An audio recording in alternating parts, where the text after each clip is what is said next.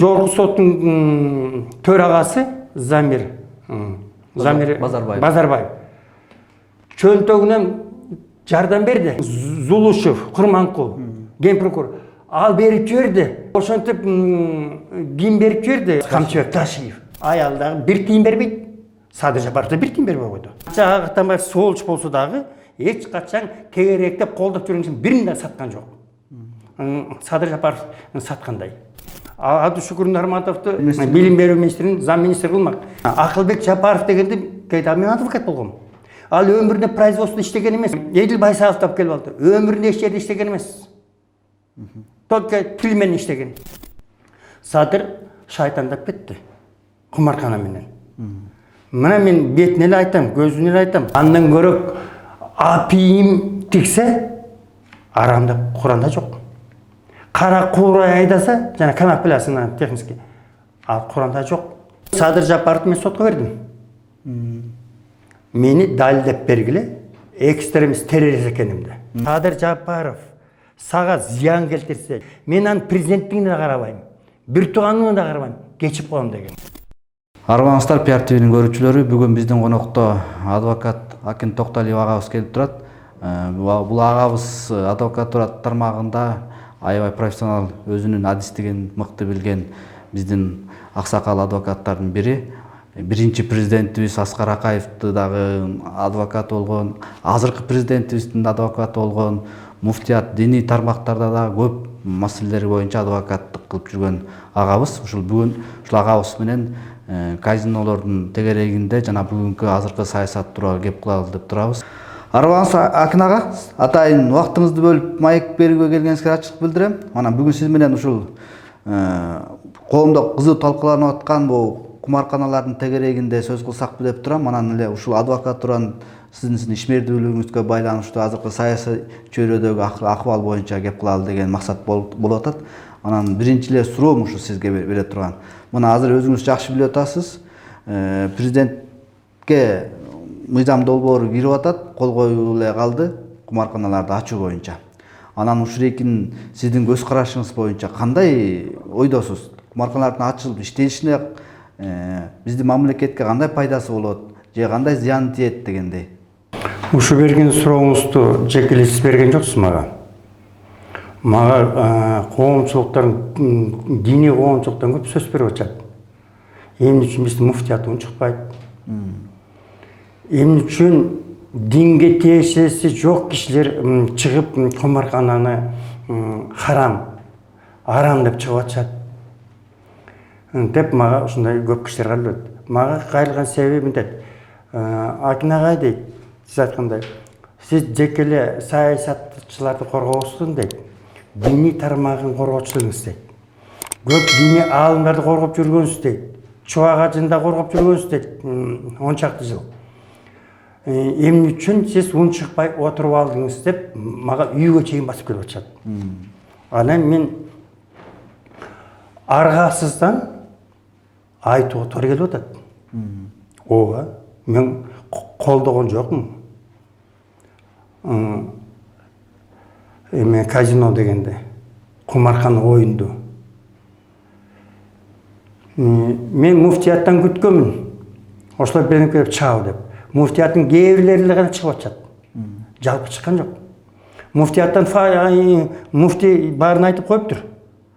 Ай, хутба өткөргөндө дейт, Кыргызстанда дейт, кумаркана жөнүндө бир сөз кылбагыла деп, ушундай запрет кылып коюп коюптур. Бөлөктөр сүйлөсө сүйлөгөле, кумаркана жөнүндө сүйлөгө дейт. Биздин Садыр Жапаров президент айтпадыбы?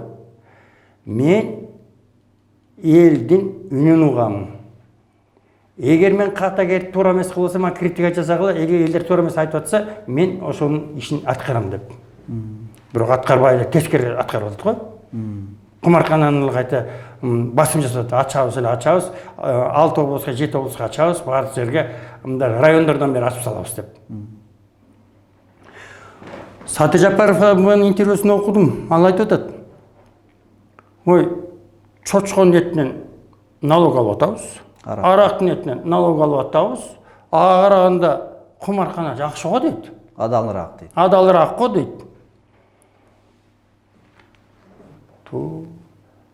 Мынакей. чочконун этин жеп жүрүп, арак ичип жүрүп, Акаевди оңолгон жокпуз. Чочконун этин арак ичип жүрүп, Бакиевди оңолгон жокпуз. Акырында Атамбаев деген, Атамбаев делер сволочь дейт. Канча сволочь болсо дагы, бул адалга алып келгенге аракет кылбады, кумарканарын баарын жаап. Канча сволочь болсо дагы, Атамбаев эч качан 200 тегереткен жок. Канча Атамбаев сволочь болсо дагы, эч качан тегеректеп колдоп жүргөн бирин да саткан жок. Садыр Жапаров саткандай. Садыр Жапаровды тегеректеп колдоп жүргөндөрдүн баардыгын Садыр деп кыйкырып жүргөн баардыгын четте тебилип калды. Садыр сволочь, Садыр зек, Садыр тиндей деп жүргөн баардыгын Садыр тегеректеп алды. Садыр шайтандап кетти кумаркана менен. Мына мен бетине эле айтам, көзүнө эле айтам. Кереги жок бизге кумаркананы. Кудайдын чыгарган мыйзамына Садыр Жапаров шайтандагы мыйзам менен каршы чыгып атат. Бул өтө жакшылыкка алып барбайт. Акен ага, мына сиз учурунда Садыр Жапаровду аябай колдоп келгендердин бирисиз да. Азыркы учурда саясатына эле каршысызбы? Деги эле бүгүнкү күндөгү саясатына кандай баа бересиз? Негизи жалпы эле алганда, жүрүзүп аткан саясатын жалпы алганда. Мен Садыр Жапаровдун өзүнө каршы эмесмин. Садыр Жапаров өзү ак көңүл, ачык, жумшак киши, бирок тажрыйбасы азыраак. Өндүрүштө иштеген эмес. Ким биринчи чургап келтирип, аны мактап коюп, жактап койсо, ошо кишини жакшы экен деп калып атат. Садыр Жапаров өзү ишти билбегенден кийин, тажрыйбасы жок болгондон кийин, тажрыйбалуу кишилерди алып келиш керек болчу. Аферисттерди зектеп жүргөн барын тегеректеп албай. Бүгүн бирөөнү коет, эртең ал кармалып жаткан чыгып атат. Бүгүн тигини коет, баарыбыз көрүп атабыз го. Садыр Жапаровдун бетине айткан кишилердин баардыгын душман болуп калышты. Сиз туура айтасыз, Садыр Жапаровдун жеке мен адвокаты болгон жокмун. Садыр Жапаровдун 10 жыл адвокаты болдум, үй бүлөлүк адвокат болдум. Үй бүлөлүк. Эң жакын кишиси мен болдум. Баарынан. Анан мунун кадр маселе саясатына мен каршымын. Муну жүргүзгөн. Себеби Садыр Жапаровду кимдер тегеректеп алды? Мына Акылбек Жапаров дегенди кейде мен адвокат болгом. Ал өмүрүндө производство иштеген эмес, анын билими инженер, механик, дорожник. Ал просто 2 жылдык эмени бүтүп алып эле, заочный финансын бүтүп алып эле, тили жакшы иштейт, бүттү, докторуна профессор болуп калды. Дебит кредиттин айырмасын билиш керекти биринчи. Биринчи министр болуп дегенде барып барышын баардыгын бүт тажрыйбаны өтүш керекти. Бул өткөн эмес. Аны айтып атпайбы? Өтпөдү, бул министр болуп канча жыл отурду. Жогорку кеңеште жок, ошо министр болуш үчүн өтүшүм. Бухгалтериядан башташ керек да. Бүт тепкичман өтүп келиш керек да. Бул тепкичи өтүп үстүнө отуруп алды да, болду. Ошо менен келди. Эдил Байсалов таап келип алды. Өмүрүндө эч жерде иштеген эмес. Только тил менен иштеген. Ал келип алды тегеректеп. Ошолор шайтан деп атат да. Ошон үчүн Садыр Жапаровду түбүнө жетишет бул экөө тең. Арзек Бурханов баш болуп. Акен ага, ушу сиз Садыр Жапаровдун саясатын сындай баштаганыңыздын себеби баягы дин комиссиясынан сизди кызматтан кетирип, баягы экстремисттердин амири деген дагы бир жарлык такпадыбы сизге? Анан ошондон кийин эле сындап баштадыңызбы? Бирок антейин десеңиз, баягы сиз кеткенден кийин момундай орден да берген да сизге, даңк медалын берди да. Сиздин оозуңузду жабайын деген максатта берилген да бул, туурабы? Ошондо кандай болду эле негизи? Эмне себептен кызматтан алды? Аны эмнеге келишпей калдыңыз? Сиз жакын адамдарыңыз бири элеңиз үй бүлөсүнөн бери адвокаттык кылып жүрдүңүз эле дегендей да. Ооба, Садыр Жапаровдон мен дин комиссиянын директору болгондо эч качан айткан эмесмин. Барган да эмесмин, суранган да эмесмин. Бийликке келгенде куттуктап, чуркаптап барган эмесмин. Мен как аксакал катары, алар мени как ата катары көрүшчү, үй бүлөлүк. Жамандык, жакшылык болобу, эмне болот, мен така той болобу үстүндө болчумун. Мал сойсо дагы мени батага чакырышчы. Мен ошонто ойлогом, мына Садыр кутулуп келди, чыгып келди, мени чакырат го деп ойлогом. Бирок мен такыр чакырганды эметкен жок. Анан дин комиссияда Бакыт Нурдинов деген бар го? Билесизби? Билем. Ошол келип, ошол мени болбой сүйрөп барып, Садыр Жапаровдун эң жакын кишилерине баратты. Ушул Аким Токталиевди дин комиссиянын директору кылып берсеңер, киши дин комиссияны оңдоп берет, диний шартын жакшы билет деп. Анан ошентип айткандан кийин эле мага кечинде Садыр Жапаров лично өзү звонок кылып калды. Байке, сиздин талабыңызды бирөөлөр айтып келди. Ошо койгон атабыз бирин талабын. Сиз эртеңден баштап дин комиссиянын директору болосуз деди. Макул деп койдум. Эртеси дин комиссиянын директору болуп калдым. Дин комиссиянын директору болуп калгандан кийин эле канча бир убакыт өткөндөн кийин эле Садыр Жапаров өзү муфтиятка келди. Муфтиятка келип отуруп анан монтип айтты. Муфтилер мен Кыргыздын тарыхында президент биринчи жолу муфтиятка келген болчу. Ошондой мусулмандар абдан тосуп алыштыгын, ушундай биринчи президент бизге келди, тигиндей мындай сүйлөп, анан ошондой мен Токталиевди дин чөйрөнү жакшы билгендиктен, силерге жардам бериш үчүн, силерге көмөк болуш үчүн мен ушуну атай өзүм койдум деди. Ошентип айтып алып, 3 күндөн кийин инограстыкка мен кызматтан алып атат. Себеби эмне болду? Анан себеби мен өзүм түшүнбөй калдым. Эмне үчүн кече Абдышүкүр Нарматов отурган. Абдышүкүр Нарматовду зам министр кылдымак тиги эме боюнчачы, окуу боюнча. Билим берүү министри. Билим берүү министрин зам министр кылмак. Иман сага киргизем деп ошол жерден мусулмандарга айтып кеткен. Аны зам министр Абдышүкүр болот. Токталиев менен чогуу иштешет, чогуу болот, ушинтип баарын тең мактап сактап бар неме болуп кеткен. Андан кийин эле алып салгандан эле жумуштан кийин мен өзүм таң калып калдым. Мен Садыр Жапаров келейин дедим. Мен эмне үчүн алдың? Бир оос айтып, сен албайсың десем, жок дейт. Мен үйүнүн сөзүм жетпегенден кийин журналисттер сурады, Токталиев кечели сен үй бүлөлүк адвокатың болуп жүрдү. Эмне үчүн алып салдың дегенде, сиз айткандай эле бул экстремист террористтин амири болуп кеттир. Ошон үчүн алып салдым. Ага билимдүү, динди түшүнгөн жаш баланы коюп койдум деди. Жаш баланы коюп коюп, ал да 3 ай иштеп өтүп, ал жулик болуп чыкты. Анда алып салды. Мына. Ошентип койгондо. Анан ошондо Садыр Жапаровду мен сотко бердим. Мени далилдеп бергиле, экстремист террорист экенимди. Деп сотко бергем. Эмне болду жыйынтыгы? Анан жыйынтыгы мына өзүңүз айткандай жанакы орден берди. Орден берди. Мен анан кийин ойлодум, бул орденди эмне үчүн берди мага? Экстремист террористтин амири болуп кеткен үчүн берди. Же сиз айткандай, коомчулук айтып атпайбы, экстремист террористтин амири болгон үчүн берди деп. Сиз айткандай, ооз басырыкка берди дейт.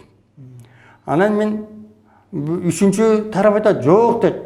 Аким байкебиз агабыз илгертен бери коомчулукка көп иш жасаган, ошон үчүн эскерип элдердин демилгеси менен бердирди дейт. Анан ошону дагы билейин деп дагы сотко айлдым. Мага орденди эмне үчүн берди? Тактап бергилечи деп. Ушунга чейин тактайлы элек. Эмне үчүн берди? Чактабайса орден тагыганда да уялам. Мына сиз тагып көрсөтүп атпайсызбы момунтип? Мынтипчи момун дедим. Мен бул орденди бияка таккандан уялам миңгече. Айта албай жүрмүн эмне үчүн бергенин. Сотко кайрылдыңыз беле? Орден мага эмнеге үчүн бергенин? Ооба кайрылгам. Тактап бергиле деп. Сот жүрдүбү процесс? Жок, сот жүргөн жок да, мен коомчулукка көңүл бурдурдум. Сот эч качан чечпейт. Мээсин айнып кеткенине сот мага чечип бербесе, эч качан эчтеке чечпейт. Ошону айтайын дегем. Казинонун ачылышы боюнча президент өзү дагы кеп кылды. Эми биз светтик өлкөбүздө казино десе эле динге байлай бересиңерби? Мунун да пайдалуу жактарын көрөлү да деген ойду айтты да. Чындыгында биз светтик өлкө болсок, анан казинонун ачылып иштей беришине муфтиятты аралаштырып, муфтият эмнеге пикирин айтпайт, айтыш керек эле деген туура болобу? Анткени бул мамлекеттин чечими болуп атпайбы? Мамлекеттин чечими ким чечип атат? Шайтандаган кишилер чечип атат. Эгер алар шайтандабаса, мындай чечимиз. Куранда ачыктан ачык жазып атат. Чочконун эти арам, арак деген арам, казино деген арам. Андан көрөк апийим тиксе арам деп Куранда жок. Кара куурай айдаса, жана канапелясынан технически, ал Куранда жок. Арам деген. Анан ошолорду тексе, ошол пайда келтирмекти көрөк. Казино деген эмне деген биздин элди бузат. Алар айтат ба, бир киши кирбейт дейт. Биздин жарандар киргизбейт дейт. Мен чет мамлекеттин жарандарын келет, анын аялдары кыргыз. Анан киргизбей коебу. Казинону кайтарган кишилер ким болот? Кыргыз болот. Эми чет мамлекеттен келмек беле. Тамак саган ким болот? Кыргыз келет. Аларды тейлеген кишилер ким болот? Кыргыз болот. Эми кыргыз болгондон кийин кыргызчылык кылабыз да. Садыр Жапардын мыйзамын уруп ойнойбуз да. Бүгүн лицензиясы алып койсун, эртең кайта сатып алабыз да. Кармап алган кишиге, мени кармап алган киши ал деле ачка да. Ага да тамак, ага $1000 берип койсоң кетип калат. Эртең биз сатып алат бир самат эле. Анан болбойт. Ал анекдот. Сатып ал эч качан жаза албайт, тозо албайт. Проституткалар эмени жаба албайт атат, анан ушу казинону жапмак беле. Өздөрү айтат, подпольный кумарканалар бизде ойноп чатып атат. Ошону жаба албай аткан, эми ушуну жапмак беле ачыкты. Кана бийлик жапкан? Жаба албайт. Кошо бийлик аралашып кетти аны менен. Ушу сиз Садыр Жапаров менен жакындан 10 жылдан бирге чогуу жүрүп адвокат болуп, үй бүлөлүү адвокат болуп жүрдүңүз да. Анан бүгүнкү күндө президент менен болуп туруп мамилеңиз жакшы эмес экен. Үй бүлөлүк мүчөлөр менен мамилеси кандай? Энелери, агасыбы, жубайыбы, мамилеңиз кандай? Ошо баягы жалпы үй бүлөлүк адвокат болуп жүргөн адам катары айтсаңыз. Садыр Жапаров бийликке келгенден баштап бир дагы мен чакырган жок. Алдына барган да жокмун. Кандайсың деп айткан жок. Садыр Жапаровдун агараганда агасы күнөөлүү болуп жүрдү. Агасы сабырлуу бол деп жүрдү мага, кайта айтып. Сабыр бир жолу мага мынтип айткан. Аким байке деди, эгер дейт менин иним деди, Садыр Жапаров сага зыян келтирсе, жамандык кылса, же бирдемке кылса дейт, мен анын президенттигине да карабайм, бир тууганына да карабайм, кечип коем деген. Мына момунду Кудайдын алдында сөз берген ал. Кечип коем деп. Но бир тууган болгондон кийин, конечно, кече албайт. Ошо гана күйүп бушат мага. Инисин кылган кыялына. Анан Кубан Кадыров бар го, ошонун иниси каза болуп калганда эмеге чакырды, Куран окутканга. Барсак, Садыр Жапаровдун эмеси келди деген аялы. Менин түймөн өтүп кетти. Бир көңүл буруп койгон жок. Кандай байке деп айтканга жараган жок. Мен аялым менен башын ийкешип аткан өтүп кетти. Мага бир басып келген жок. Как будто телегей тегиз болуп калгансып. Кечеле мөңгүрөп турушпады беле? Кечеле мага жалынып жатышпады беле? Кечеле карайлап турушканда, жер карайлап. Мен моралдык, акчалык жактан жардам бере албасам да, морал жактан жардам берип турдум да. Күч кубат көрсөтүп турдум да. Баарын тең. Коомчулукка Садыр Жапаровдун атын чыгарып турдум да. Мусулмандын арасында атын чыгарып турдум да. Бул жакшы киши иманга келет, тигинде келет. Мына мен мусулмандар айтып атат, сен имандуу киши деп аттың элең, иман сагын киргизет деп аттың. Кана сен Садыр Жапаровдун иман сагын сени кошуп тээп чыгат деп атат. Каякта тегерен барын жип ал деп. Мен мусулмандардын бетин каралып алдым. Мусулман менин көбүнчө айтат мусулмандардын адвокаты деп. Мен мусулмандын адвокаты болуп, ошентип бет каралбай, элдин бетин каралбай жүрөм. Ошонго чейин. Акай кыйналып, кысталып, кишилер жок болуп, көзү карайлап турганда, мен адвокат болуп чыгарышкан. Мен адвокат болуп, сүйлөшүп келишмек менен мени кидат кылып кетти.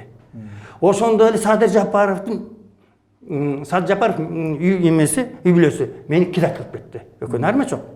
Акай мехот эмгегимдин жарым төлөп берди. Сүйлөшкөндөн 30% гана берди. Калган бербей алдап качып кетти. Садыр Жапаров 1 сом төлөй элек ушунга чейин мага. Ошондо экөөнүн айырмасы ба, адвокат болгон. Айырмасы экөө тең мени алып кетти деп атпаймынбы? Кыйын кезде мен керек болдум. Кыйын эмес кезде мен кереги жок болуп калдым.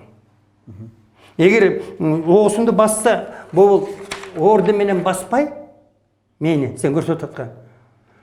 Ай сен мага эмгек кылып бердиң, мага акчаңды берип басып коет белем, унчукпай калбайт белем. Мен мына акчамды алдым, мен унчукпай калдым деп. Эмгегимди берди деп. Эмгегимди жеп кетип атпайбы? Ошого нааразы. Ошонун арасында эмгекти жеп кетип, Ой, эмгек жеп эле койсун, берип эле койсун. Баарына мен экстремист террорист катарына эмне кошуп койдум. Экстремист террорист кылып салбадыбы. Кече эле Садыр Жапаров түрмөдө жатканда мен айттым да, сен атаң молдок экен, иманга келиптир, сен Куран окугандыгын билесиңби? Сен билбейм деди. Куран китепти, бир китепти көтөрүп апап бердим Садыр Жапаровка, Мамытовка, Ташиевке бердим. Окугула, мына Кулай Таала силерге убакыт берди. Иманга келгиле дедим. Садыр Жапаров такай телефондон звонок кылып турчу. Мени алым катары көрүпчү, диний, ар кайсы диний алымдарды сурап, тигинин баарын сурап турчу. Анан баарынан да кызык. Жактында мен Боом капчыгайында кыз күйөнү билесизби? Ошол жака мечит салдым да. Кыз күйөө деп, атына жараша заты деп, күйөн мечит бар, кыз жакта кызгын салып атам. Ошого соттун, жогорку соттун төрагасы Замир Базарбаев чөнтөгүнөн жардам берди. Мен салымы коштум деп. Ошентип Зулушев, Курманкул, ген прокурор ал берип жиберди. Токталиев Аким акебиз мечит куруп атыптыр иманга деп. Ошентип ким берип жиберди дагы ГКМбнын төрагасы Камчыбек Ташиев. Мен көрдүмбү? Үчөө тең имандуу киши экен да. Садыр Жапаровдун өзүнө жаздым, аялына жаздым. Мен шуну салып атам, мага жок дегенде, мага жардам бербей эле кол, мага бербей эле кол. Кудай үчүн, Кудайдын алдында силер кичине анча-мынча салым кошуп койгула. Жааматта чогуу бирге бололу Кудайдын алдында дедим. Бирдемке десе тигиз жасадык, муну жасабай, мына мечит салдык, ушунда жааматыбыз бирге болгон деп, бейиште чогуу бололу деп аялына жазсам, аял дагы бир тиын бербейт. Садыр Жапаров да бир тиын бербей койду. Мына, анан ошондуктан жанагы жаралып атат да, эгер эмечи жанагы казино деген. Эгер жанагында иманга келе турган кишилер болсо, наоборот, ушу байкебиз мечит салып атыр, эл үчүн салып атам, мен аякта кафе салган жокмун, дүкөн салган жокмун. Мен эл үчүн туалет салдым, бекер ары өткөндөргө. Суусун чыгардым булактын. Даарат алган жерин чыгардым. Бүт жасап атам, эл үчүн жасап атам аяка. Эч бир пайда көрбөй. Ошол пайдага кошул десем, кошулгусу келбей, казино кошулуп атат. Казино жакшы буларга да. Эртең казино түнөө жетерин билбей атат. Акин ага, ушу эгер президент кайрадан сизди менен чакырып сүйлөшүп, кызмат берейин дей турган болсо, иштешесизби? Анан наразы болбой, сын пикир айтпай каласызбы? Кандай дейсиз? Мага кызмат берген күндө мен бар позицияман тайыбайм. Бербеген күнү да тайыбайм. Мен андан кызмат сурап барбайм.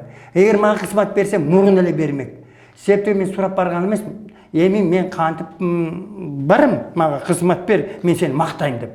Кечеги эле жамандап аткандары президентке жумуш берип койсо, мактап отуруп калышпады кайта. Кой, казино жакшы экен, казино сонун экен деп. Жок, сиз кызмат сурап барбайсыз да, сизди чакырып берсе, жамандабай каласызбы деп атпаймынбы? Мага чакырып бербей эле койсун, мага кечирим сурасын, болду. Мен ошого разы болом. Мен сөөгүмдү агыртсын да, шагымды сындырбай, экстремисттен амири кылбай. Анан момунтип мени шылдыңдап орден бердирбей. Мына сиз айткан Оскар сыйлыкка берди дегендей. Акин ага, убактыңызды бөлүп келип маек бергениңизге ыраазычылык билдирем. Дайым бар болуңуз, аманчылыкта жүрүңүз.